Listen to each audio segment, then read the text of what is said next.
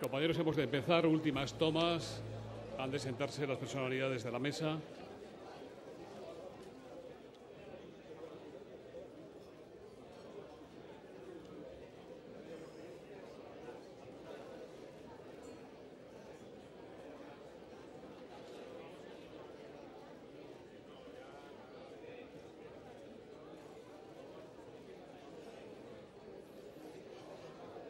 Por favor, compañeros de la prensa, hemos de empezar.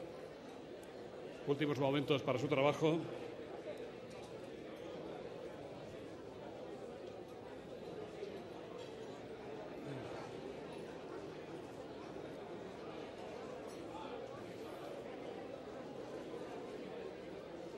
Queridos compañeros, hemos de empezar. Por favor, retírense.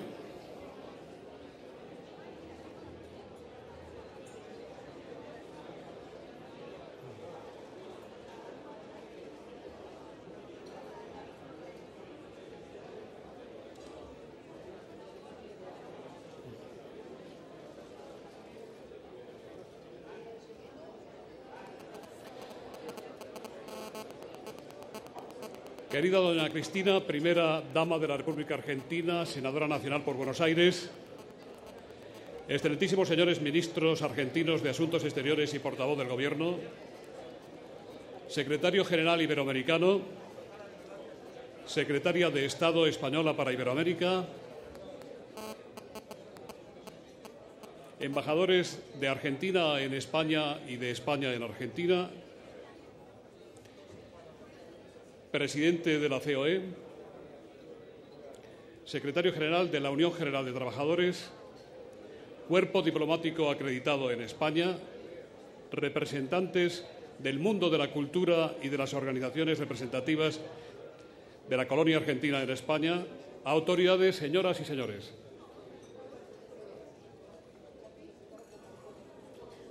Como presidente de Nueva Economía Forum, tengo el placer de nuevo de darles la bienvenida en una especial ocasión, se lo aseguro, al Foro de la Nueva Economía que organizamos con la colaboración de Wall Street Journal.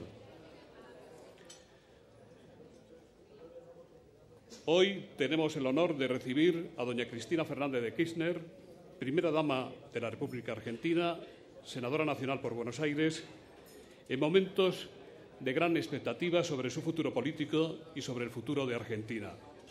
Le va a presentar la secretaria de Estado para Latinoamérica, nuestra buena amiga, doña Trinidad Jiménez. La tribuna es suya.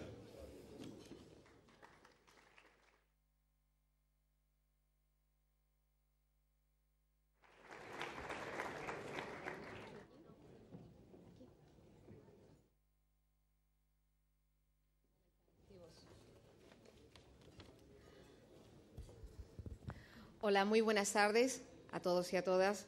Bienvenida, senadora. Muchísimas gracias al Foro Nueva Economía por invitarme a presentar a Cristina Fernández. Cristina, amiga entrañable y sobre todo política de larga y reconocida trayectoria, que hace apenas unos días ha asumido con valentía y con decisión el reto posiblemente más apasionante de su vida: presentarse como candidata a la presidencia de Argentina. Para aquellos, los pocos que aún no la conocen, les diré que la senadora es una mujer de gran coraje, con fuertes convicciones, es una política comprometida con el futuro de su país y, sobre todo, una gran patriota que ama profundamente a Argentina. Conozco a Argentina desde hace ya varios años y es, sin duda alguna, un gran país. Durante mi último viaje a Argentina encontré, además, un país cargado y lleno de ilusión y de futuro. Un país que, tras la grave crisis en la que se vivieron momentos de gran agitación social, ha sabido superar las dificultades y, sobre todo, generar confianza. Confianza entre sus ciudadanos y confianza en el ámbito internacional. Ha conseguido que los argentinos recuperen el sentimiento de pertenencia a un proyecto público compartido y, sobre todo, ha conseguido que los argentinos recuperen eso que ellos llaman siempre con gracia, la autoestima. Y con ello han recuperado el futuro. Han quedado atrás los malos momentos. Y como decía la senadora, la Argentina que viene está hoy en marcha. España ha querido confiar en el futuro de Argentina y ha apostado fuerte y decididamente por un país moderno, estable y competitivo. Siempre hemos creído en un país al que consideramos hermano y lo hemos hecho incluso en los momentos en los que para algunos era difícil vislumbrar un horizonte. Hoy todos podemos comprobar con gran satisfacción que aquella Argentina que imaginamos y con la que trabajamos codo con codo es hoy la Argentina real. Hoy está con nosotros, como decía al principio, una de las protagonistas de este cambio. Una persona que ha jugado un papel imprescindible en todo este proceso difícil, pero que ha resultado todo un éxito. Cristina Fernández de Kirchner. Se dice que la primera impresión que uno tiene cuando encuentra a alguien es la que vale. Conocí a Cristina Fernández en Madrid hace ya algunos años. Conversamos sobre Argentina, sobre la situación política de España y sobre nuestras relaciones presentes y futuras. Conocía muy bien a España, realmente conocía detalles que a muchos de nosotros se nos podían escapar. Y en un diálogo muy fluido y profundo tuve ocasión de descubrir a la mujer, a la política, a la parlamentaria. Una mujer que siempre ha vivido con pasión la política y quizás lo que más aprecié en ella en este primer encuentro fue su extraordinaria cordialidad, su tendencia natural a entablar conversación, pero sobre todo a comunicar, a establecer una corriente de simpatía con su interlocutor. Tenía la habilidad para comprender y ponerse en el lugar del otro, y esa cualidad en política es fundamental. Para poder transformar y liderar los cambios hay que hacerse con el sentir de la sociedad. Hay que hacerse eco de las necesidades de los ciudadanos y ponerse a trabajar para resolverlas. Y así lo expresó la senadora Fernández hace unos días, ella misma, en su discurso de presentación como candidata presidencial en La Plata, cuando dijo que el gobierno es el instrumento para que la política pueda llegar a la sociedad, hacerse carne en la sociedad y mejorar su calidad de vida. Esta es la concesión por la cual ingresé hace muchos años a la política. Su candidatura presidencial lleva además un aire de modernidad y de ilusión muy acorde con el momento de ilusión y confianza que vive Argentina. La senadora viene con aires de cambio para un futuro que, anclado en la herencia de estos 4 años de gestión, busca afrontar los nuevos desafíos derivados de una realidad cada vez más compleja y más cambiante. Será la senadora, pero sobre todo la candidata, la encargada de explicar su programa de gobierno. Pero hoy quiero decirte, querida Cristina, que sea cual sea la voluntad soberana de los ciudadanos argentinos en la próxima cita electoral, España seguirá al lado de Argentina, comprometida con su futuro, porque también es nuestro futuro. España seguirá trabajando para fortalecer nuestros ya muy sólidos vínculos, por estrechar nuestras relaciones comerciales y económicas, por construir una relación basada en el respeto mutuo, por lograr, en definitiva, dar contenido al sentimiento de pertenecer a una comunidad común, a tener una identidad común que existe, estoy convencida, en el seno de nuestras propias sociedades. Muchas gracias a todos y a todas. Muchísima suerte, candidata, mucha suerte, Cristina. De verdad, mucho ánimo por esta aventura que empiezas ahora y toda la suerte del mundo. Muchas gracias.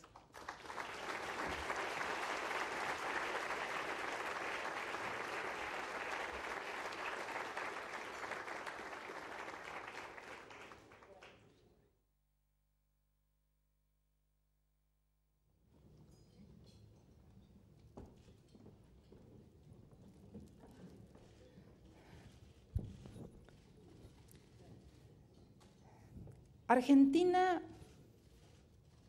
siempre fue un inmenso interrogante para muchos europeos, para lo que podríamos calificar el primer mundo.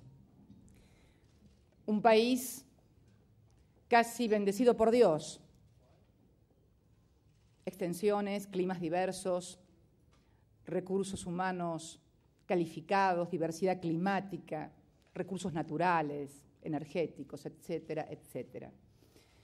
Nadie nunca podía explicar claramente por qué, con todas estas características, siempre conocíamos a la República Argentina a partir de sus dificultades, o de sus caídas, o sus debacles. Quienes tuvimos la responsabilidad como espacio político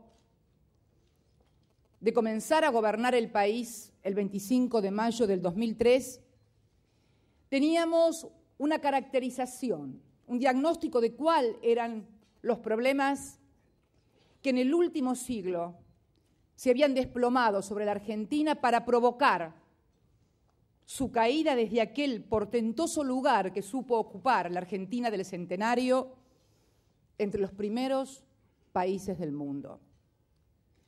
No lo hicimos desde un frío análisis dogmático o ideologizado. Observamos atentamente cuál había sido el desarrollo de la Argentina del siglo XX y concluimos que definitivamente eran sus crisis de legalidad y de legitimidad recurrente las que nos habían despeñado en la última crisis que todos vimos y que fue la del 2001, cuando el país pareció implosionar y como que se nos escurría de las manos. Ustedes lo vieron, las imágenes recorrieron los noticieros del mundo, desde furibundos argentinos que, arrojados de la estructura productiva, cortaban calles, caminos y puentes por miles y miles, hasta miles también de ahorristas, clase media argentina, que golpeaban furiosos las puertas de los bancos, que debieron ser tapiadas y donde ser empresario político era una profesión de riesgo que nunca había sido catalogada por las compañías de seguro, pero que en la Argentina debió haber sido en algún momento una empresa de riesgo mucho mayor que ser piloto o paracaidista o cualquier otra de las profesiones de riesgo. Crisis de legalidad que se debió a los recurrentes golpes militares y que fundamentalmente durante la década de los años 70, que caracterizaron también, por qué no decirlo, a toda América Latina en el marco de un mundo bipolar y la doctrina de seguridad nacional, terminaron en lo que constituyó la dictadura por excelencia como figura en el mundo de los países emergentes latinoamericanos a partir de 1976. Y luego, cuando caído el muro de Berlín, el mundo se consagra como unipolar, más allá de las valoraciones, características que cada uno puede hacerle, pero la realidad está más allá de nuestra voluntad o de nuestras valoraciones. Comienza la instalación de las democracias en América Latina y también en nuestro país, y comienza lo que nosotros sostuvimos en caracterizar como las crisis de legitimidad. Partidos populares democráticos que llegan al gobierno con un más que aceptable caudal de votos, esto es, de voluntad popular, de consenso de las sociedades, y finalmente terminan, por falta de sustentabilidad en los modelos de crecimiento económico con inclusión social, implosionando también y afectando lo que en un principio fue legítimo, deviniendo en crisis de legalidad. Esto fue, en definitiva, lo que pasó en dos oportunidades donde no pudieron terminar los gobiernos durante el período democrático y que además también, bueno recordarlo, no queremos tener fama de exclusiva en esto, pero también bueno recordarlo que crisis de legalidad institucional, producto de las crisis económicas, se produjeron también en Bolivia, en Ecuador, en Perú. Tornando entonces políticas que se aplicaron durante los años 90 y que caracterizamos neoliberales y además de poca sustentabilidad social, no desde la ideología, sino desde la más absoluta y cruel realidad y de los resultados, porque en definitiva la mayoría de los que hoy están aquí son hombres y mujeres de empresas, donde entonces lo que se valora esencialmente al cabo de un determinado ejercicio económico, si lo podemos comparar con un ejercicio político institucional, son los resultados. Al 2003, los resultados de estos ejercicios y de esta aplicación de políticas concluyeron con una Argentina defaulteada, el mayor default de deuda pública que reconozca la historia. Un nivel de endeudamiento sin precedentes. Déficit crónico fiscal primario, déficit crónico también de carácter comercial. Y esto es lo que puede interesarnos desde la visión de hombres de negocio. Y yo me voy a apartar un poco, y creo que también hoy a los hombres de negocio, porque estoy absolutamente convencida de que la corriente de responsabilidad social que comienza a darse en todo el empresariado, en un mundo globalizado, también comienzan a ver las otras cifras, las sociales, las que finalmente, cuando no son cuidadas, terminan más tarde o más temprano, pero impactando negativamente en los niveles de productividad y acumulación del sector empresarial.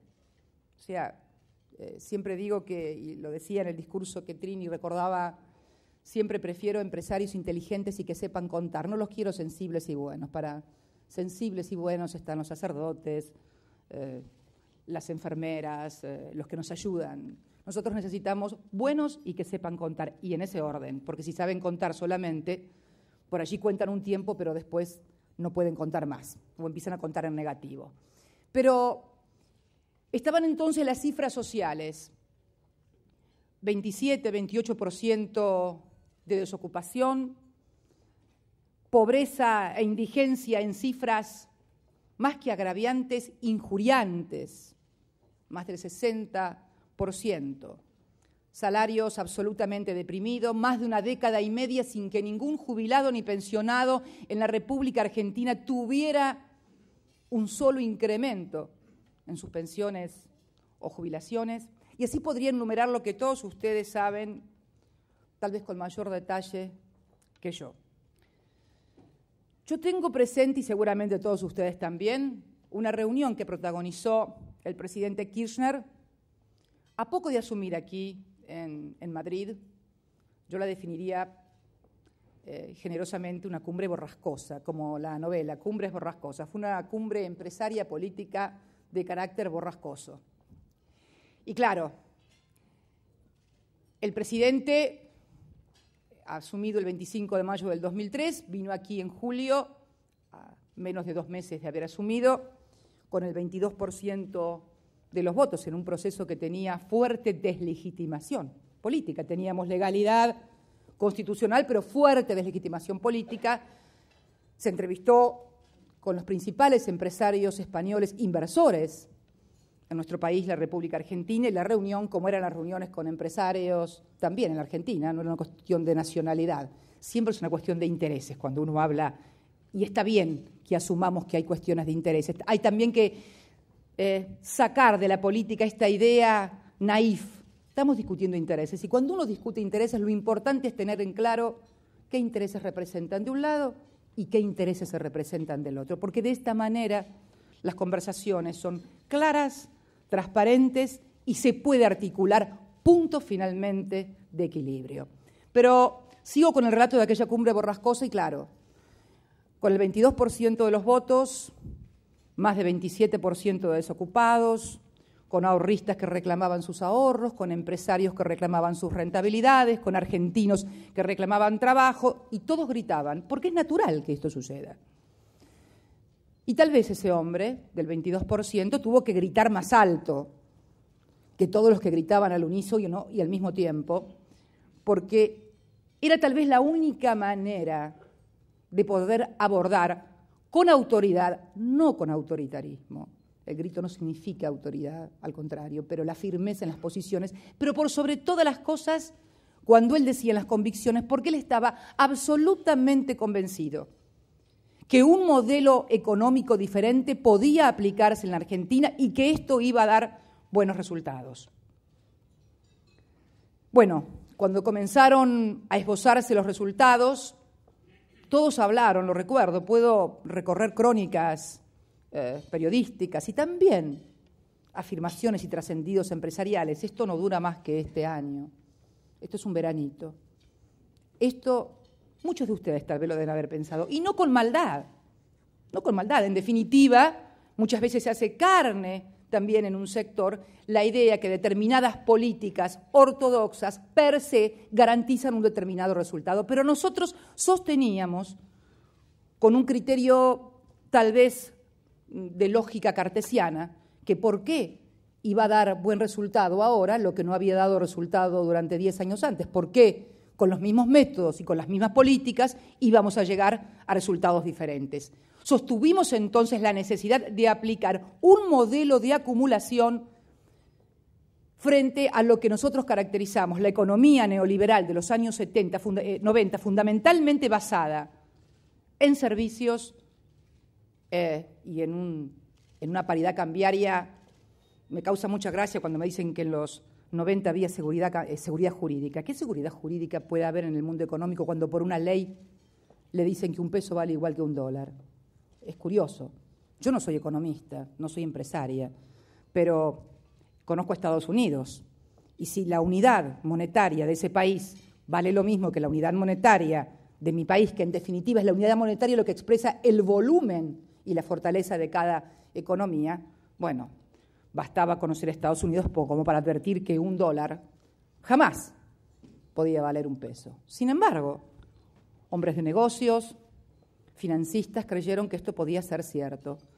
Quienes sosteníamos que esto finalmente iba a implosionar, terminó implosionando. Y entonces plantear un modelo de acumulación y no de transferencias en materia de servicios, de intereses, con una administración sana y racional del Estado, iba a llegar a un buen camino, no exento de dificultades. Somos absolutamente racionales. No existe el mundo sin conflicto. Aquel dirigente político que ofrezca un mercado sin conflictos, un mundo sin conflictos, está ofreciendo mentiras, cuentas de colores. Todos sabemos que hay y que puede haber inclusive creciente conflictividad social. Lo importante va a ser contar con instrumentos económicos, sociales y sobre todo políticos que permitan canalizar democráticamente el conflicto social, de manera tal que podamos desarrollarnos sin negar el conflicto, expresándolo, y que tal vez esto también sirva como un impulsor de las sociedades y de la economía. Y curiosamente, este hombre tildado de progresista, este gobierno tildado de progresista, porque somos un espacio político que rescata no los proyectos individuales y personales, sino los proyectos colectivos. Estamos con la impronta generacional de no hablar en el singular de la primera persona, sino la primera persona del plural, en nosotros. Es por lo menos la persona que a mí, al presidente y a los que conformamos este espacio político nos gusta conjugar, el nosotros. Fue precisamente un gobierno progresista el que llega a la República Argentina y comienza por primera vez en su historia a administrar con superávit fiscal primario y con superávit comercial. Curioso porque economistas que dan clases en Harvard y nos hablaban del déficit como casi la plaga de la economía y la plaga de la política, administraron durante toda la gestión con crónico endeudamiento que llegó a tener el 160% del Producto Bruto Interno, el monto de la deuda externa argentina. Un verdadero cepo para cualquier sociedad y para cualquier proyecto económico a futuro. Y no solamente comenzamos a administrar con superávit fiscal primario, sino que además comenzamos un proceso de desendeudamiento inédito en la República Argentina. Por primera vez la República Argentina pudo renegociar su deuda externa, obteniendo una quita de casi 70.000 millones de pesos. Yo sé que muchos dirán, pero eso es una estafa a los mercados. Bueno, vamos, somos todos capitalistas. En un mundo que pagaba una tasa del 2 o el 3% anual, colocaban en mi país a la ley del amparo de la convertibilidad a tasas que superaban el 10 y el 15%. ¿Qué capitalista puede creer que si en todas las financieras pagan el 2 y el 3% y en la esquina de mi casa pagan el 20%, no va a correr el riesgo de que en algún momento no se lo devuelvan? Vamos, somos todos gente grande y sabemos de los riesgos. ¿Qué hizo entonces el gobierno? ¿Defaulteó? No, se hizo cargo del default que no había decretado y renegoció ofreciendo lo que podía pagar sin comprometer un proceso de desarrollo y crecimiento económico que en definitiva es lo único que va a garantizar que quienes han invertido en la Argentina en bienes de capital o en servicios o tal vez en deuda cobren y puedan recuperar su inversión. Lo mismo cuando se decidió cancelar la deuda del Fondo Monetario Internacional, no para irse del mundo, como algunos lo pretendían, sino para que algunos empiecen a trabajar, que no lo hacían, porque, vamos, que muchos en el fondo vivían de lo que era el servicio de deuda externa de la Argentina y de Brasil, recomendando políticas de las que luego nadie se hacía cargo cuando implosionaban en distintos lugares del mundo.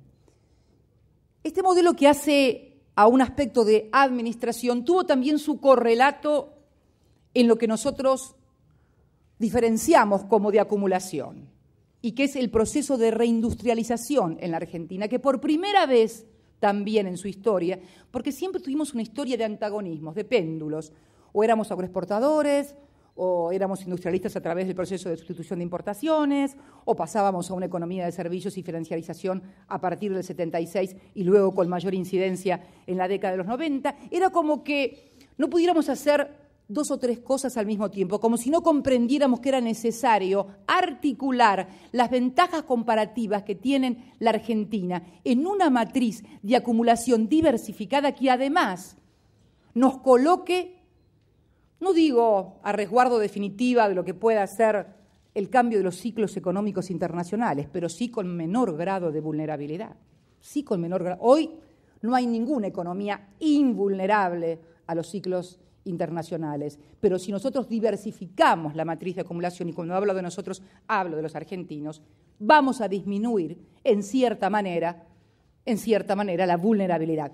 No, para que no nos pase lo que le pasó a la generación del 80, que imaginó un país agroexportador que lo llevó a la Argentina a los primeros puestos en el mundo, pero que cuando sobrevino la crisis del 30 no pudo soportarlo y por ser prácticamente un monoproductor se desplomó y se derrumbó.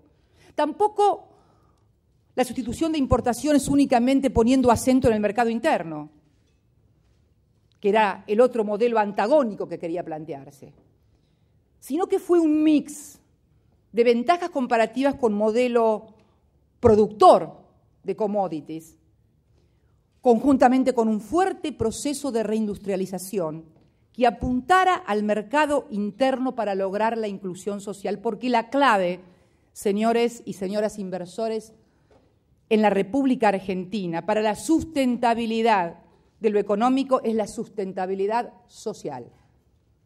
Mi país, a diferencia de otros que no viene al caso enumerar, pero que todos sabemos de qué estoy hablando, tiene un piso social, lo que yo denomino el piso social que instaló el partido en el cual milito desde hace muchos años. Ese piso social que enseñó a los argentinos a tener un salario digno, una casa, vacaciones, los trabajadores y derechos. Y que también nos convirtió, sin por favor decir que somos los mejores, detesto esa cosa que muchas veces tenemos los argentinos que pasamos de ser lo peor a lo mejor sin caminos intermedios, ni los peores ni los mejores. Sí, una sociedad con recursos humanos muy calificados en un país con fuertes posibilidades. Si tuviera que definirlo, lo haría así, y con una gran proyección.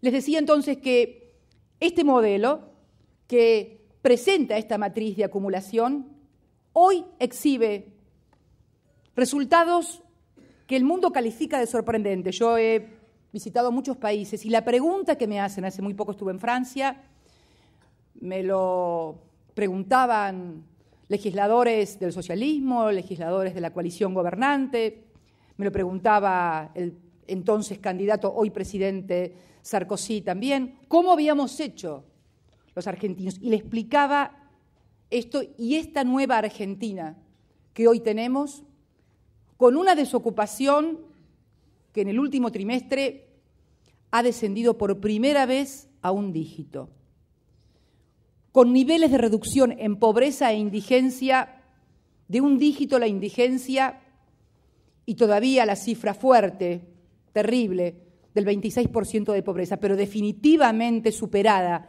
aquella insoportable vergüenza de una población casi en su 60% por debajo de la línea de pobreza. Y lo hemos hecho logrando un superávit fiscal primario más que interesante, que supera el 3,4% que nos pedía históricamente el Fondo Monetario Internacional, que nunca lo lograron cuando aplicaron sus métodos, pero que lo venimos a lograr nosotros, que le discutimos todas sus políticas. Con un superávit comercial que este año en su proyección va a andar cerca de los 10.000 millones de dólares. 2.000 y pico o 1.000 y pico menos que el del año pasado, del 2006, pero porque hacemos un seguimiento muy certero de las importaciones, con mucha mayor importación de bienes de capital para aumentar la capacidad instalada. Y con exportaciones que pueden llegar a los 50.000 o a superar aún los 50.000 millones de dólares frente a los 46.000 millones de dólares en materia de exportaciones que tuvimos el año pasado. Movilidad social ascendente a través de una política en materia de incremento de salarios, pensiones y también del aumento del salario mínimo vital y móvil y de la generación de puestos de trabajo, millones de argentinos que se incorporan al mercado de consumo. Es el círculo virtuoso, el consumo y la producción. En definitiva, el rol del hombre contemporáneo, trabajador y usuario y consumidor. El rol también del empresario contemporáneo, reconstituir este círculo virtuoso, porque en definitiva el triunfo del capitalismo, y esto no me voy a cansar de decirlo nunca, la caída del muro de Berlín no fue porque Estados Unidos o el primer mundo tuviera mayor poderío tecnológico, militar, económico, financiero. Fue por algo mucho más sencillo. Los que vivían del otro lado querían vivir como los que estaban de este, consumiendo las mismas cosas, gozando de los mismos bienes y beneficios. Entonces, como digo, medio en broma, medio en serio, capitalistas del mundo, haceos cargo, la mayoría de los seres humanos quieren vivir en un mundo donde puedan consumir, donde puedan tener acceso a las cosas que tienen y que ven a través de los medios de comunicación. Otro de los temas que tampoco podemos evitar en este mundo que se transforma, cómo hoy todos acceden a través de los medios de comunicación a cosas que antes imaginaban, cómo vivía un rico, cómo era tal playa. Ahora no, ahora lo ven en vivo y en directo a través de un televisor. Por eso tal vez tenemos que comenzar también a abordar el problema de la desigualdad y los problemas que esto trae en materia de seguridad, que el problema de la seguridad no es el de la pobreza, sino de la desigualdad. Pero bueno, esto ya será motivo de algún que otra charla. En definitiva, lo que estamos planteando, señoras y señores, es definitivamente enmarcar a la Argentina en este proyecto, en este modelo económico de acumulación económica y de inclusión social, para darle sustentabilidad y también porque, vamos, creemos que para esto debe servir la política, para que la mayor cantidad de gente posible, esto es por lo menos las ideas que uno tiene cuando se incorporó a la política, pueda tener calidad de vida. Y finalizar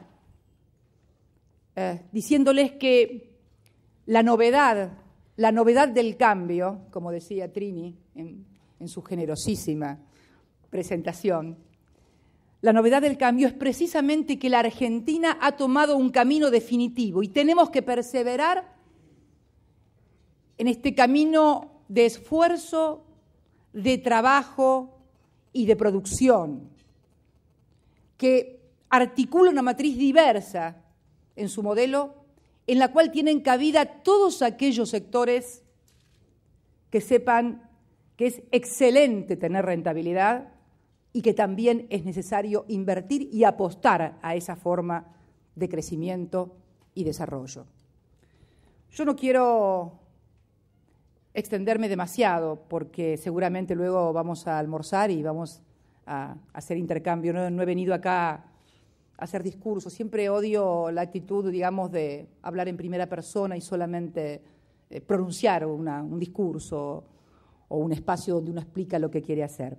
Yo quiero agradecer a las autoridades que me han invitado esta oportunidad de compartir con ustedes reflexiones que no pretendo vender como una teoría general acerca de cómo se debe conducir la economía, de cómo se debe conducir la empresa, de cómo se debe gestionar desde un gobierno. Es simplemente contarles a ustedes la experiencia. Esto es absolutamente empírico, absolutamente empírico. Quiero contarles a ustedes la experiencia que tuvo la Argentina y que muchos de ustedes la conocen en estos casi ya 4 años y medio de gestión de la administración Kirchner, iniciada ese 25 de mayo del 2003. Y bueno, y también congratularme tal vez de una suerte que él no tuvo la primera vez que vino aquí a hablar con ustedes. Es también diferente hacerlo desde esta situación, pero quiero agradecerles la deferencia que han tenido en escucharme y bueno, los invito a que compartamos el pan, que compartamos la comida y luego seguramente seguiremos compartiendo reflexiones. Muchísimas gracias.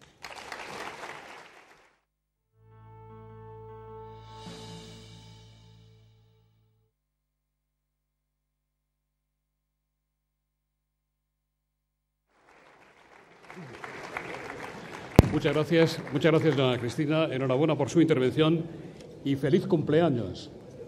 No sé si ustedes sabían, o su santo, ¿es su santo hoy o es su cumpleaños? ¿No? Bueno, pues ha fallado mi fuente, lo siento. En todo caso, vamos a disfrutar del almuerzo.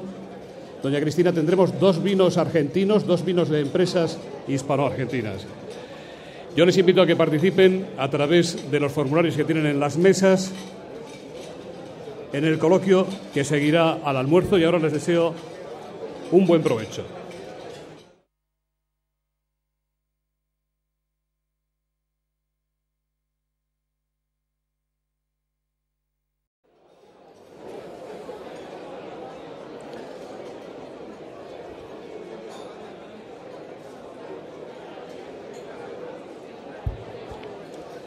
Les ruego su atención.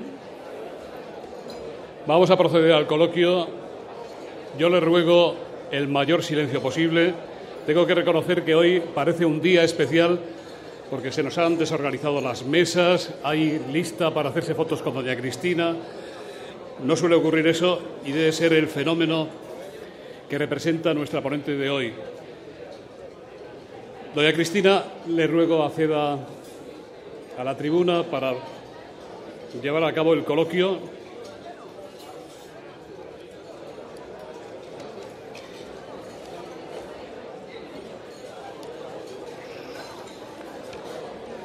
Silencio, por favor. Muchas preguntas, doña Cristina. No es nada personal, pero yo suelo empezar los coloquios rogando la mayor brevedad posible. Eso ya va a ser más complicado. Primera pregunta, si usted gana las elecciones, ¿en qué se diferenciará su gobierno del que ahora preside su esposo, don Néstor Kirchner?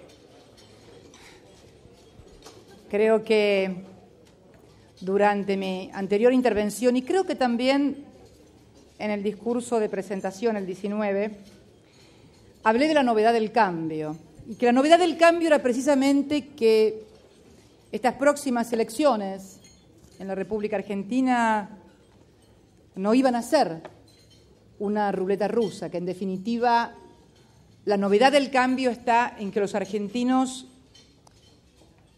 estamos decidiendo encauzar este proceso de crecimiento económico con inclusión social en un camino perdurable, de modo tal, como lo dije, que quienes protagonicen las contiendas electorales en la República Argentina, sean parlamentarias, sean presidenciales, no sean siempre modelos antagónicos, modelos donde si gana uno decide, por ejemplo, bueno, que el tipo de cambio va a estar por allá abajo, que ya no vale más la pena reindustrializar, que en realidad nos vamos a volver a dedicar a hacer una economía de financiarización, de servicios, sino una economía de producción, con matriz diversificada. Entonces ustedes dirán, ¿pero dónde entonces está el cambio?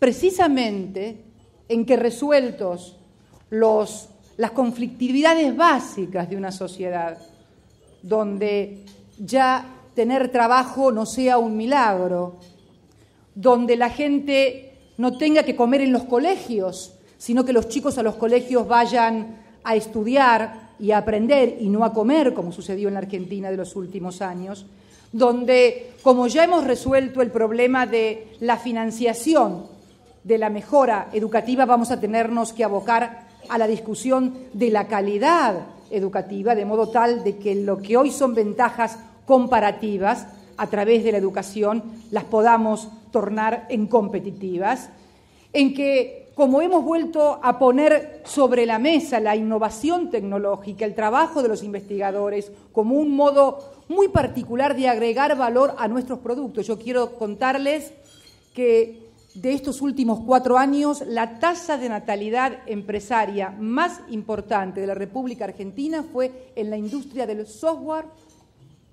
y materia de informática. Emprendedores que se desarrollan en este ámbito, hemos pasado de vender 150.000 computadoras en el año 2001 a 1.600.000 computadoras en el año 2006, por ejemplo.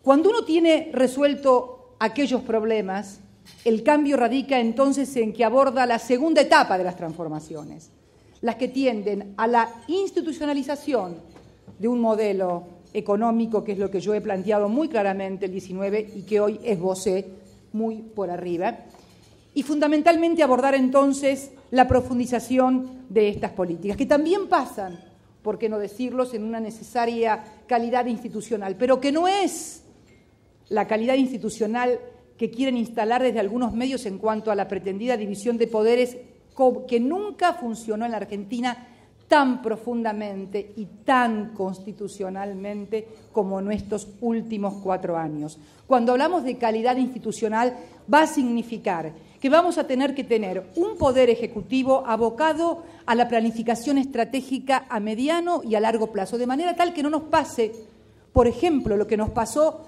cuando fuimos a construir la autopista, la ruta 14, una ruta muy importante. Les doy el ejemplo porque muchas veces a través de un ejemplo se puede comprender la esencia de lo que se está planteando.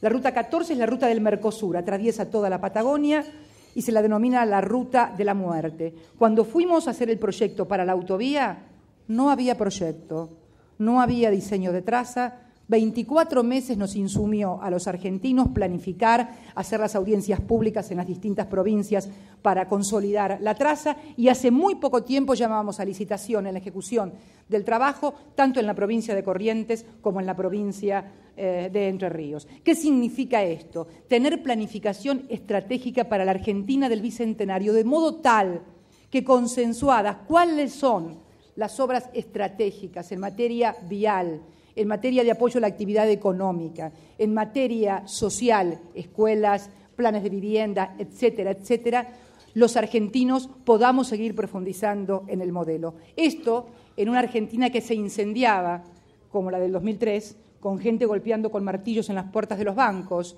y miles de argentinos cortando rutas y con los antecedentes trágicos de un mandato constitucional no terminado, porque argentinos mataron a argentinos, y también de un mandato que debió anticipar su fin por la misma razón. Creo que es un aprendizaje que los argentinos hemos hecho muy duro de qué estamos hablando cuando hablamos también de calidad institucional, que también obligará no solamente al abordaje por parte de un poder ejecutivo de estos temas, sino también de un poder legislativo, donde podamos instalar un debate en serio en el Parlamento, de modo tal que se discutan políticas y se abandone una práctica común, muchas veces en quienes son oposición, tal vez sin demasiadas expectativas de convertirse en oficialismo, abordar una mejor calidad también en la discusión. Merecemos otro debate. La política y la sociedad merece que sus políticos debatan con otra altura, sin personalizar, sin recurrir a la frase simpática que seguramente todos sabemos pronunciar para ocupar el titular del día siguiente, pero que no soluciona ni aporta ninguna idea a mejorar el entorno en el que vivimos. O sea, calidad institucional que también, obviamente, la deben tener todos, quienes son oficialistas y quienes son opositores. Y tal vez, me atrevería a decir que quienes son opositores más preocupados deberían estar en mostrar buenas ideas para intentar convertirse en oficialismo. Esto es lo que creo que tiene de cambio, que no es una mejora porque voy a ser mejor que el presidente o más distinta, sino porque hay etapas históricas. Los hombres y mujeres, más allá de las diferencias naturales que todos tenemos de matices, sobre todo aquellos que tenemos responsabilidades políticas institucionales, tenemos que ser juzgados y evaluados, no en términos genéricos, sino en el contexto histórico, político, social y económico que cada uno ha desempeñado en un momento determinado histórico. Lo demás sería simplificar, estaríamos evaluando a Napoleón o estaríamos evaluando, no sé, a los griegos con valores actuales. No sirve, puede servir como ejercicio intelectual, pero a los efectos de experiencia y de aprendizaje de poco sirve. Senadora, si usted ganara las elecciones del 28 de octubre, por cierto, antes recordábamos que el 28 de octubre, un 28 de octubre, ganó las elecciones Felipe González en España. Las empresas españolas y en general los inversores extranjeros en Argentina, ¿qué pueden esperar de su gobierno y qué no deben temer de usted? Mire, hace unos instantes, cuando en un acto típicamente argentino de desobediencia me fui al costado de la mesa y comencé a sacarme fotos, estuve con un grupo de empresarios españoles que me decían que acababan de comprar British Telecom, así es, ¿no? Y en aquella mesa allí a mi derecha, y bueno, me parece que esta es la señal más importante de lo que piensan los inversores españoles en la Argentina. Seguir invirtiendo. Aquellas profecías, no de los españoles, porque curiosamente las profecías después de aquella cumbre borrascosas que yo señalaba al principio venían muchas veces de nosotros mismos, los argentinos, que como dice acá el amigo del Banco Santander, tenemos el sueño de la profecía, autoprofecía cumplida o de el prestigio intelectual del fracaso. Una frase que me encantó, la pronunció y yo, sin copyright, se la copié para el 19 en La Plata, porque realmente es como que tuviera un prestigio intelectual el pronosticar que cosas horribles, espantosas, sin igual en la historia nos van a suceder. Y lo curioso es que no lo dicen los extranjeros, lo decimos nosotros mismos. En una suerte de ejercicio, casi diría autoflagelante, tal vez porque, bueno, en la historia nunca nos fue demasiado tiempo bien y tal vez nos fue demasiado tiempo mal. Y entonces hemos perdido el optimismo, que no es voluntarismo ni ingenuidad, sino que es la confianza en nosotros mismos de que somos capaces de remontar la cuesta, de remontar la crisis. Creo que ha habido un ejercicio casi perverso, casi patológico por momentos en nosotros mismos, de condenarnos por anticipado al fracaso. Y quería decirles que, y a esto venía esta introducción, que en aquella oportunidad, cuando el presidente Kirchner estuvo aquí, decían, se van a ir todas las empresas, no va a quedar nadie. Bueno, no solamente no se fue nadie, sino que vienen más a invertir. Y en algunos casos, algunas empresas muy importantes pudieron por primera vez en mucho tiempo remesar ganancias a sus casas matrices aquí en España. Así que, mire, yo no necesito contarle a los inversores españoles lo que es Argentina y lo que se viene en Argentina. Es la actitud de ellos de seguir invirtiendo y aún más lo que demuestra qué es lo que se viene en Argentina. Hay muchas preguntas que tratan de evocar el parecido de las circunstancias con Evita Perón. Israel García Juez, del diario Negocio, dice: es inevitable que se la compare con Evita Perón. ¿Qué quiere heredar de ella y qué le gustaría conseguir que ella no llevó a cabo? Heredar, nada, porque todo lo que he tenido en mi vida me lo he ganado yo, con mis votos. Nunca ocupé un cargo en la República Argentina, nunca, que no haya sido el resultado de haberme sometido a la voluntad popular. En la provincia de Santa Cruz, mi provincia de adopción, cuando me fui en 1976 de La Plata, en la que todas las veces que me sometí y que obtuve un cargo, lo hice sometida a la voluntad popular y tuve la suerte de que esa voluntad popular me acompañara y cada vez más en forma creciente. Y cuando lo hice en la provincia de Buenos Aires, algo que tal vez algunos curiosamente olvidan, o tal vez no tan curiosamente y menos aún ingenuamente, pero hace exactamente 2 años me tocó encabezar la lista de senadores de la provincia de Buenos Aires, mi provincia, el lugar donde yo nací y donde viví 27 años. Miren qué casualidad. Hoy lo pensaba, 27 años viví en Santa Cruz y 27 años he vivido en la provincia de Buenos Aires, porque he vivido 23 antes de irme y los 4 de la presidencia de Kirchner. 27 y 27, 54 de Argentina en total, que me parece que es lo importante. Pero en esa elección de hace 2 años obtuve el 47% de los votos en lo que constituye el primer territorio electoral. Ustedes saben que en la provincia de Buenos Aires se agrupa 1/3 de la población argentina. Por lo tanto, que se queden tranquilos que yo no quiero heredar nada, ni de Eva, ni de Kirchner, ni de nadie. Todo lo que he tenido, lo reitero, me lo he ganado por mis méritos y mis también defectos, que los tengo, soy humana. No crean en esos candidatos de mármol donde no hacen nada de lo que hacen los hombres y las mujeres comunes. Kirchner siempre dice: somos hombres y mujeres comunes con responsabilidades poco comunes. De Evita una gran admiración y por otra parte, aunque lo intentara, sería absurdo, irrepetible y única, porque ella fue irrepetible y única, como así también fueron irrepetibles y únicas las circunstancias históricas, políticas y sociales que la rodearon. José Manuel González Huesa, director de Servimedia, le pregunta: ¿cómo pueden evitarse nuevos casos de corrupción en el gobierno de Argentina? A ver, la corrupción no es patrimonio ni de una sociedad, ni de un país, ni de un partido, ni de un sector. Me parece que lo importante es cómo reacciona cada gobierno frente a actos comprobados de corrupción, si protegiendo o haciendo lo que se tiene que hacer. Por otra parte, creo que si hay alguien que en la historia de la República Argentina ha demostrado ser consecuente en la lucha contra la corrupción, es un gobierno que por primera vez en la historia renuncia a nominar a los miembros de la Suprema Corte de Justicia, última garantía ineluctable de la independencia de los poderes y de que todos serán juzgados, todos, los que robaron o los que mataron. Fue precisamente el gobierno del presidente Kirchner el que renovó esa Corte. Y no lo hizo poniendo ni amigos ni a mamarrachos jurídicos, sino algunos que habían sido opositores tenaces a él y que además tenían un prestigio académico intachable. Y por si no les bastaba con esta primera gestión, les recuerdo la última.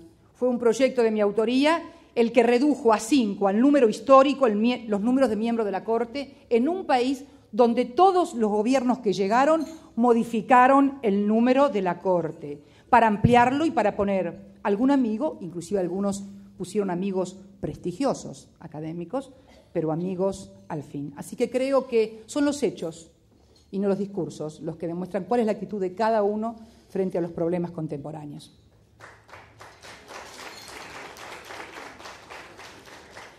Senadora, en su discurso de presentación como candidata, usted propone como ejes de su futuro gobierno la reconstrucción del Estado, una economía de crecimiento e inclusión social y la recuperación de la autoestima nacional. ¿Cómo ve usted la posibilidad de instrumentar un acuerdo del tipo de los pactos de la Moncloa que tan importantes fueron para el despegue español. Usted sabe que el triálogo entre gobierno, patronal y sindicatos sigue siendo una contribución esencial al buen estado de nuestra economía. Y aquí, como muestra, está el presidente de la COE y está el secretario general de la Unión General de Trabajadores. Nosotros, el modelo español, yo lo mencioné el otro día en el discurso del 19 en La Plata, es un modelo no a copiar, porque en definitiva me parece que lo importante es reconocer cada uno las diversidades, los matices, pero la idea del diálogo social tripartito, Estado, trabajadores y empresarios, ha estado en la raíz de la historia argentina. Nosotros tenemos una amplia experiencia en materia de diálogo que se fue frustrando por algunas cuestiones que yo les hablaba a ustedes de la ilegalidad y de la legitimidad. Es notable ver cómo en los periodos de economías de transferencias donde no hay realmente un crecimiento económico, se produce la destrucción o se produce lo que yo denomino la baja densidad del diálogo social, del diálogo tripartito, porque el no haber crecimiento económico, esto o convierte al Estado en un convidado de piedra, que fue lo que nos presentaron en la política de los modelos del 90, bueno, o desaparece el trabajo. Algunos en mi país en la década del 90 se pusieron muy contentos porque creyeron que habían desaparecido los sindicatos. En realidad lo que había desaparecido era el trabajo. Los sindicatos y los dirigentes sindicales estaban siempre, bueno, y ahora volvieron a aparecer, pero no nos equivoquemos, que nadie nos engañe por más allá de la lucha que siempre y la tensión social que implica el conflicto social. La necesidad de entidades empresarias fuertes y de sindicatos fuertes revela la solidez de un modelo y la sustentabilidad de un modelo económico. Claro que los pactos de España son un ejemplo a seguir en el sentido de cómo una sociedad que hace 30 o 40 años tenía un nivel de atraso considerable, hoy puede exhibir esta España moderna, avasallante, consumidora como pocas, ustedes van a coincidir conmigo que son grandes consumidoras, ¿no? Nosotros no vamos a contar con la ayuda por allí que contó España y los otros países de la Unión Europea con el aporte para infraestructura. El aporte para infraestructura lo estamos haciendo nosotros mismos. No tenemos un Bundesbank que se cargue a Europa al hombro y construya la Unión Europea. Esta es mi visión de la construcción de la Unión Europea. Saben que me gusta hablar sin eufemismos y sin medias tintas, pero tal vez una construcción similar en América del Sur exigiría por parte de las economías de mayor volumen, Brasil primero y Argentina después, representar ese rol que las economías más poderosas cumplieron en Europa para lograr la integración europea. Por eso es una discusión que estamos dando y que yo creo que vamos a llevar a buen término en el Mercosur. Así que bueno. Sobre este tema de las relaciones internacionales hay muchas preguntas. José Leighton, del Clarín, quiere saber cuál será su política con Chile frente al problema del gas y su distribución. Le pregunta si ha hablado con la señora Bachelet de este tema. Desde la Fundación CENIZ le preguntan cómo ve la situación latinoamericana y el Mercosur en la relación con España y la Unión Europea. Pablo Albella, de Onda Cero, ¿qué tal piensa llevarse con Hugo Chávez? ¿Qué opinión tiene de los nuevos socialismos emergentes? Finalmente, Emilio Menéndez del Valle, diputado en el Parlamento Europeo, dice, como usted sabe, la Unión Europea ha concluido recientemente una asociación estratégica con Brasil. ¿Cree usted que ello puede suponer un debilitamiento de Mercosur?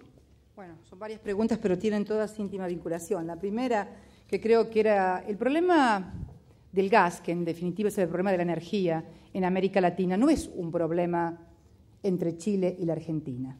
El problema energético, a ver si nos entendemos, creo que problemas energéticos va a tener y tiene el mundo en manera creciente y lo va a tener en manera creciente, es una variable que todos quienes están aquí, que tienen un amplio conocimiento de lo que sucede en el mundo, saben de qué estoy hablando. Es imprescindible tratar de diversificar la matriz energética, pero no hay un problema puntual entre la Argentina y Chile, que no es más que la intermediación que la Argentina hace en el suministro de gas a Chile y que obedece a razones de geopolítica y de vinculación de Chile también con los países productores de gas en la región. Ustedes saben que la Argentina es un país con gas y con petróleo, pero no es un país ni gasífero ni petrolero.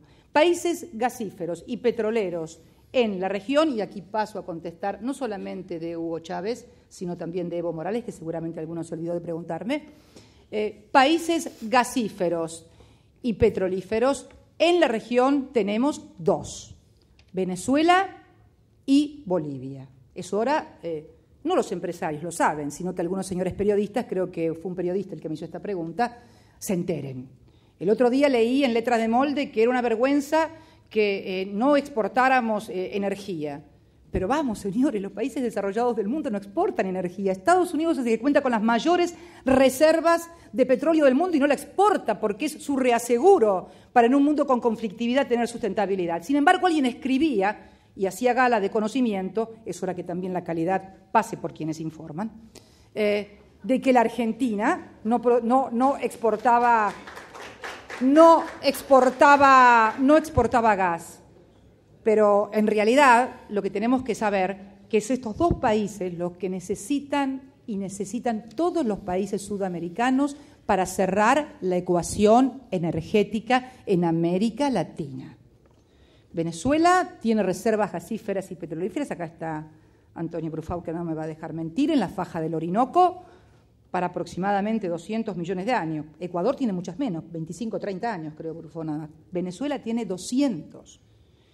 Y me preguntan del presidente de la República Bolivariana, Hugo Chávez, por quien siento, y no voy a venir a negarlo aquí, agradecimiento por el rol que cumplió en momentos muy difíciles de la Argentina, ayudando. Además, nosotros en América Latina y especialmente en el Mercosur tenemos la cláusula democrática. ¿Qué significa la cláusula democrática? Que para ser miembro de este espacio económico es necesario que los gobiernos que lo integren hayan surgido de la voluntad popular expresada en comicios libres y democráticos. Lo que sucede adentro de cada país lo define democráticamente y en este marco cada sociedad. De cualquier manera, quiero comentarles, para quienes no lo saben, que tal vez tampoco lo sepan, cuando no estaba Hugo Chávez en el gobierno, las anteriores dirigencias políticas de Venezuela, no era la República Bolivariana, era solamente la República de Venezuela, firmaron contratos que aún hoy siguen vigentes con Estados Unidos, donde le proveen, ¿a cuánto el barril de crudo, Brufau? Ínfimo, centavos, muy poquito, muy por abajo de los $70 en que hoy está el barril de crudo. No lo hicieron con el resto de Latinoamérica, no ayudaron a Brasil, como está haciendo el gasoducto ahora Venezuela desde la faja del Orinoco a Fortaleza en la parte norte, no ayudaron tampoco a Ecuador o a Chile. Fijaron el acuerdo con Estados Unidos y a la industria norteamericana, es a la que le pusieron el combustible barato. Entonces, los latinoamericanos y los europeos tenemos que aprender la lección. Tenemos que aprender la lección de que no nos dividan ni nos coloquen. Los argentinos tenemos una expresión, es muy poco académica, pero sirve, ratones en la cabeza, para que otros, de las diferencias de los pueblos latinoamericanos, puedan tener diferencias para sus economías. No estoy haciendo análisis ideológico, contándoles, yo soy muy empírica, ya se los dije al principio, la experiencia histórica de cómo nos iba a los latinoamericanos cuando otros gobernaban Venezuela y la colaboración que hemos tenido. Habló del socialismo siglo XXI. Bueno, yo estuve con el vicepresidente Álvaro García Linera de Bolivia y me habla de un capitalismo andino amazónico. Esta es la otra cosa que tenemos que descubrir. Pero esto lo tenemos que descubrir no solamente en Latinoamérica, sino también en el mundo y nos va a ayudar mucho a todos a entender lo que pasa y a pensar lo que viene. Ya no hay más categorías de pensamiento universales donde podamos explicar todo desde una ideología o desde un espacio. Hay comunidades, hay sociedades que tal vez puedan pensar en otras formas asociativas. Esta idea me la disparó hace mucho tiempo, hace 3 años, creo que estuve en el 2004 aquí, ¿no? Dando una conferencia con Felipe González y Juan Luis Cebrián. Y precisamente Juan Luis Cebrián, una cabeza poderosa también, como yo digo, planteaba estas cuestiones que son las que obligan muchas veces a uno a repensar el mundo que lo circunda. Durante el siglo XX todo era muy fácil, todo siempre fue más fácil durante el siglo XX. Si eras socialista tenías resuelto la vida, llegaría un momento en que los obreros se unirían y el mundo sería libre, estabas a favor de esto, en contra de aquello, había certezas. Si eras liberal, lo mismo, finalmente el capitalismo y la democracia liberal o neoliberal triunfaría y todo sería maravilloso. A uno se les cayó el muro de Berlín y a otros que imaginábamos el mundo perfecto, porque también podemos integrarnos allí, se le cayeron las Torres Gemelas. Esto lo manifestaba yo el otro día en el Congreso de Filosofía que se celebró en la provincia de San Juan. Esto exige tener cabezas muy abiertas, porque vamos a ver cosas que tal vez nunca imaginamos. Yo no me he vivido nunca de lo que fue la caída del muro. Si a mí alguien en 1985 me decía que el muro de Berlín se caía, yo le decía que estaba loco y demente. Y miren lo que pasó a 4 años. Estamos atravesando una etapa histórica en que los cambios ya no son como en la antigüedad donde tenían que pasar 400 o 500 años para que pasara algo. La velocidad de las comunicaciones, el comunicarse online todo el tiempo sabiendo qué pasa, acelera los cambios. No quiero presagios de catástrofes ni cataclismos, simplemente una autoexigencia personal de cabezas muy abiertas. Doña Cristina, le voy a leer algunas otras preguntas.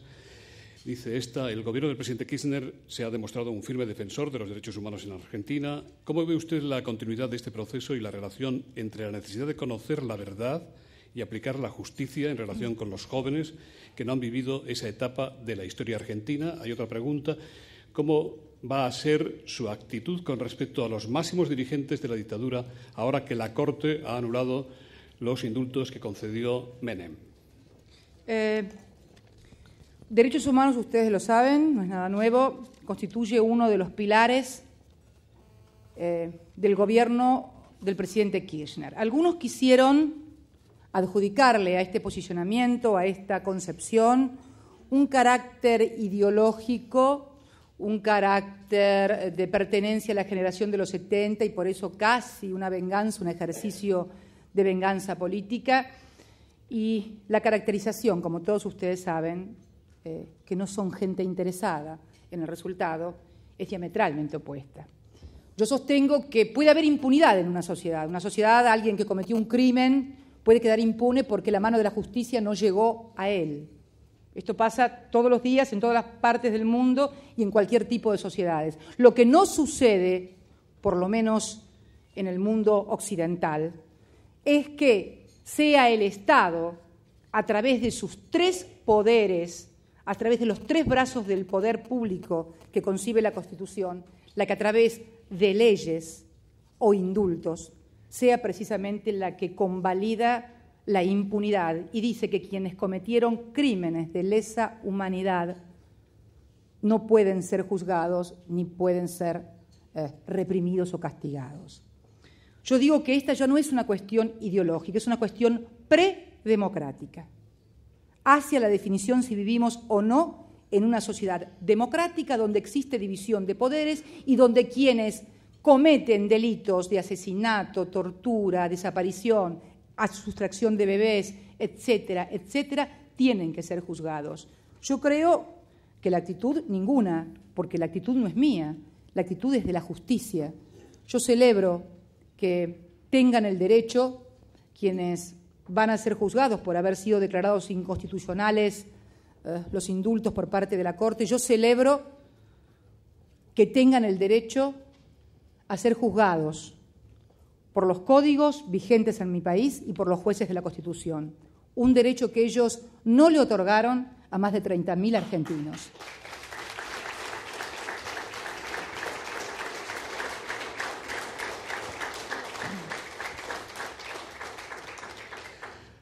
Adriana Ferriz, del Casal Argentino de Barcelona, y Antero Chaumel, del Instituto de Desarrollo del Migrante, quieren saber si usted tiene pensadas medidas en su programa sobre el retorno de sus emigrantes a Argentina.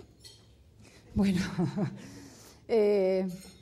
yo digo que el mejor programa para que los argentinos retornen a la Argentina es que a la Argentina le vaya bien. No hay mejor programa que ese. De hecho, ha concluido, me acuerdo que cuando Kirchner fue electo presidente durante la campaña, habíamos puesto un inmenso cartel casi al llegar a Ezeiza, decía, no te vayas, que viene Kirchner, decía el cartel propagandístico. Tenía que ver con las expectativas de una sociedad y de gente que hacía colas y colas en la puerta de las embajadas. Mi departamento en Buenos Aires está muy cerca del consulado de España, en la capital federal, y yo cuando venía del Congreso tomaba por la calle Callao, tomaba por Guido y pasaba invariablemente por ese lugar, martes, miércoles y jueves, y que eran los días que yo estaba en Buenos Aires, y eran colas y colas, gente que alquilaba su lugar porque eran miles y miles los argentinos que se querían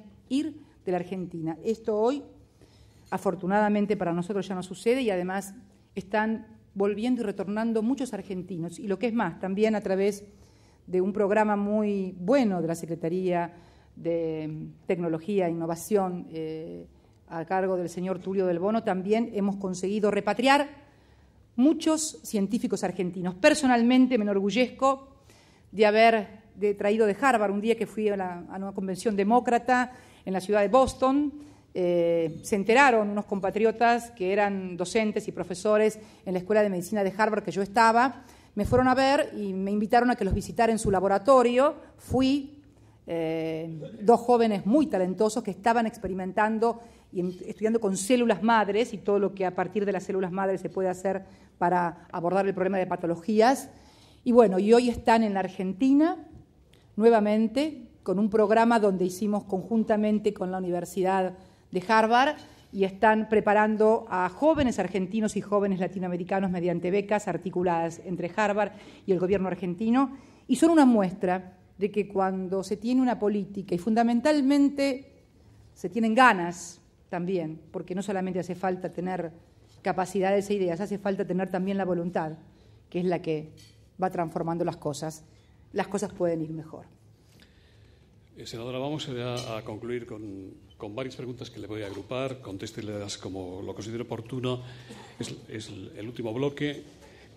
De Financial Times le dicen, ¿cómo ve usted, en caso que sea elegida presidenta, la lucha contra la inflación y la crisis energética?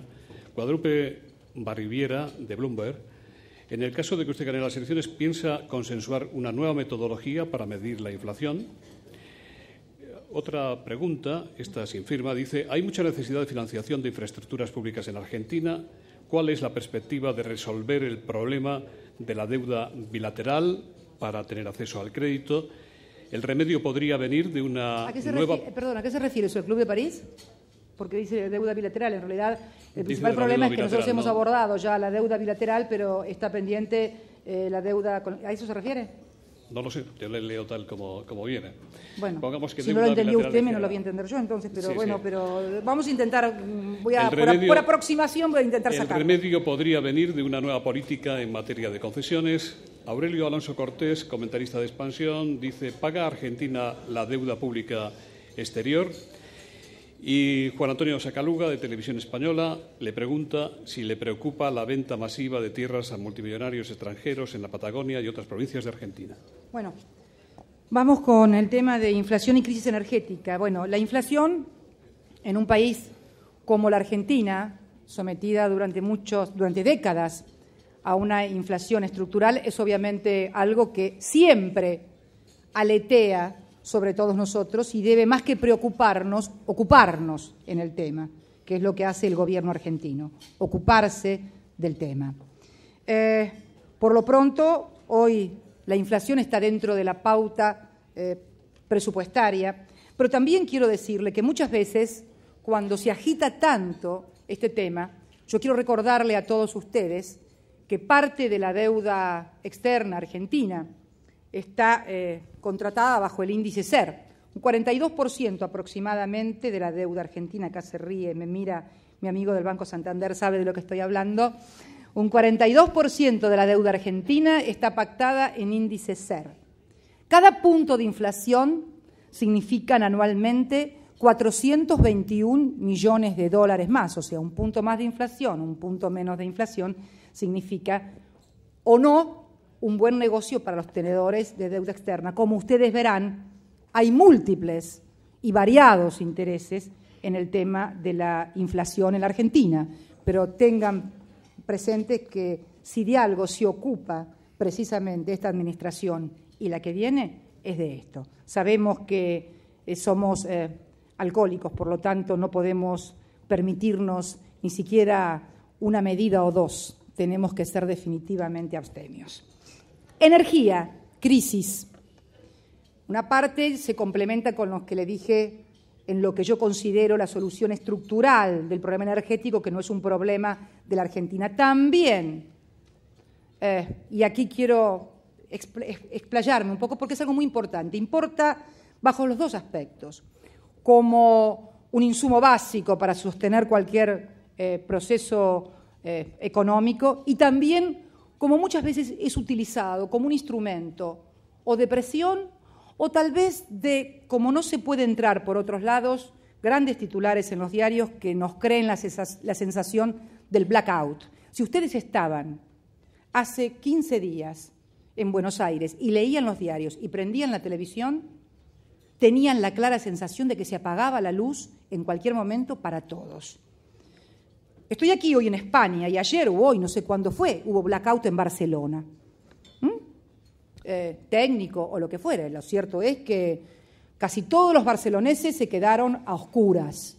No veo a ninguno de ustedes agarrándose los pelos ni diciendo que viene. No, son las dificultades que atraviesa siempre y va a atravesar aún más el suministro de energía. Pero además permítanme decirle que en la República Argentina hemos crecido por 5 años consecutivos a tasas chinas.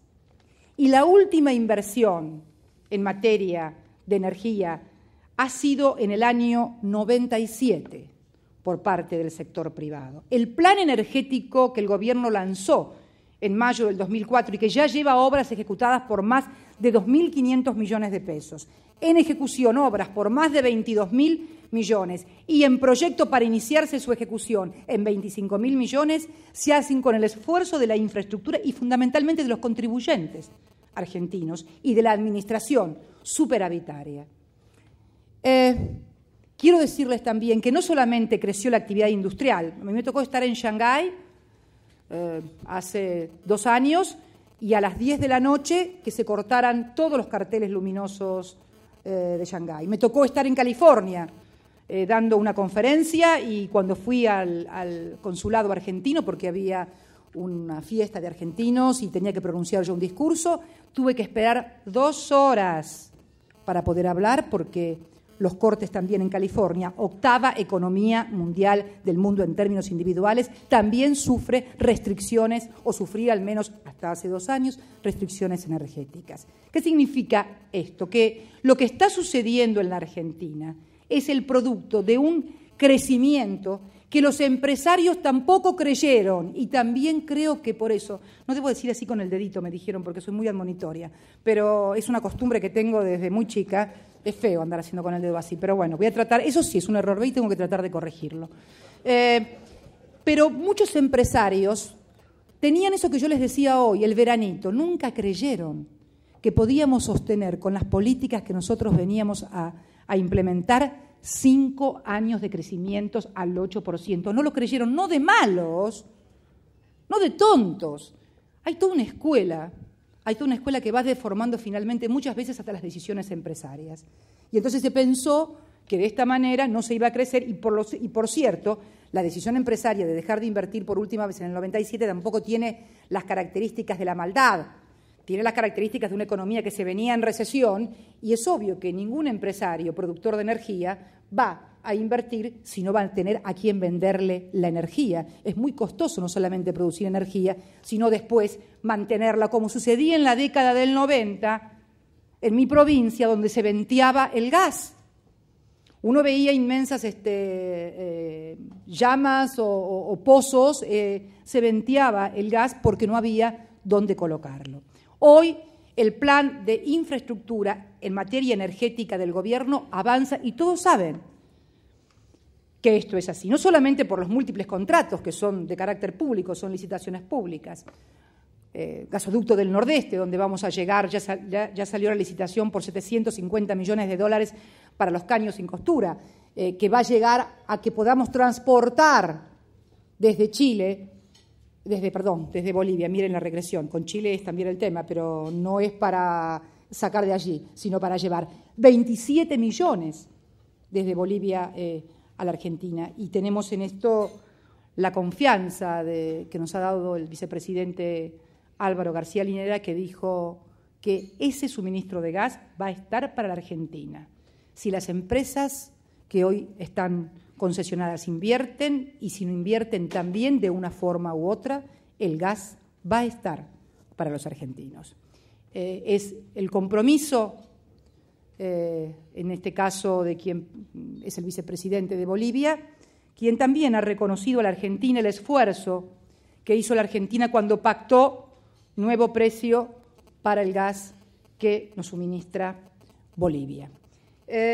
Hablaban de si Argentina está, y me olvidaba además el consumo, porque paralelamente al crecimiento de la actividad económica, el crecimiento del consumo domiciliario, residencial, en materia de gas y de electricidad ha sido del 25% y del 30% respectivamente desde junio del año pasado a este año. Ustedes dicen, ¿por qué? Y muy simple, porque cuando usted incorpora millones de personas que no trabajaban al trabajo, esa gente es la que está en los supermercados, en las casas de electrodomésticos, comprando o renovando su lavarropa, que han accedido por primera vez a un aparato de aire acondicionado en calor y en frío. Millones de argentinos que no consumían, que estaban caídos de la mano de Dios, se han incorporado al mercado. Esto también provoca tensiones, pero prefiero estas tensiones a las otras, a la de la gente colgada de los puentes, sin trabajo y, como les decía al principio de mi intervención, con chicos comiendo en las escuelas. Deuda pública, sí, por supuesto, el gobierno cumple con todos sus vencimientos, y venta de tierras en la Patagonia o ventas en las provincias argentinas. Bueno, en realidad aquí va a primar un poco mi sentido de abogada, ¿no?, de mujer de derecho. Yo creo que muchas veces, independientemente de tener una política adecuada, creo que se confunde jurisdicción con propiedad.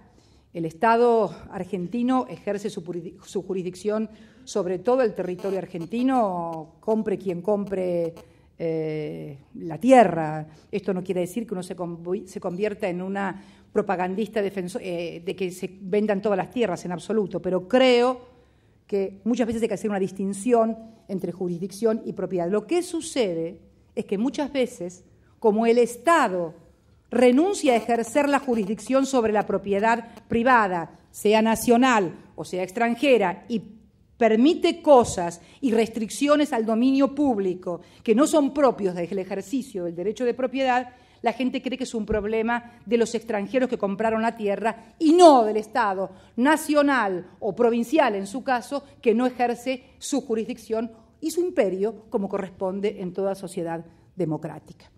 Así que, bueno, eso creo que era la última pregunta. Quiero, finalmente, permítanme muy poquitas palabras para agradecerles todo el tiempo que me han dispensado. Quiero agradecerles la presencia de todos ustedes aquí. Sé que son hombres y mujeres muy importantes del empresariado español, que también hay argentinos que han venido de otros lugares, que hay también gente afuera. Un saludo para todos mis compatriotas también. Y finalmente quiero desilusionarte, Trini, porque vos dijiste que voy a emprender la aventura más maravillosa. ¿Cómo fue que dijiste?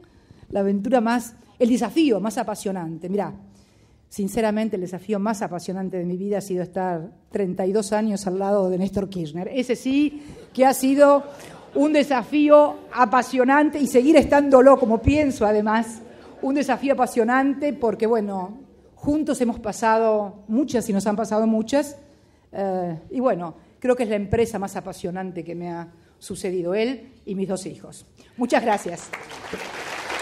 Senadora, un momento, por favor. Un momento, por favor. Senadora, ha sido un gran honor y una gran suerte escucharla. Esperamos poder recibirle de nuevo pronto, tanto si ganan las elecciones, lo que es muy probable a tenor de las encuestas, tanto como si no gana. Siempre será un gusto conocer y compartir sus ideas y propuestas. Senadora, estos almuerzos solemos finalizarlos con un brindis, con cava español, con cava catalán, y en esta ocasión le hemos pedido que lo haga a don Enrique Iglesias, secretario general iberoamericano.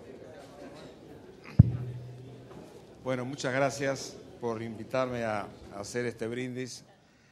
Yo quisiera comenzar por agradecerle, senadora, su presencia, el vigor de sus palabras y sobre todo su profunda convicción en el futuro económico y social de su país.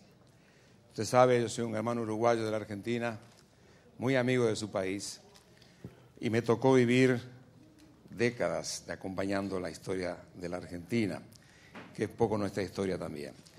Y debo decir que viví momentos muy brillantes, pero también momentos muy tristes en su país, particularmente lo que usted recordaba hace un instante, lo que fue la crisis del año 2001. Yo no recuerdo, y mi experiencia, una crisis tan profunda, un país al borde de la disolución económica, social y política, de la desintegración.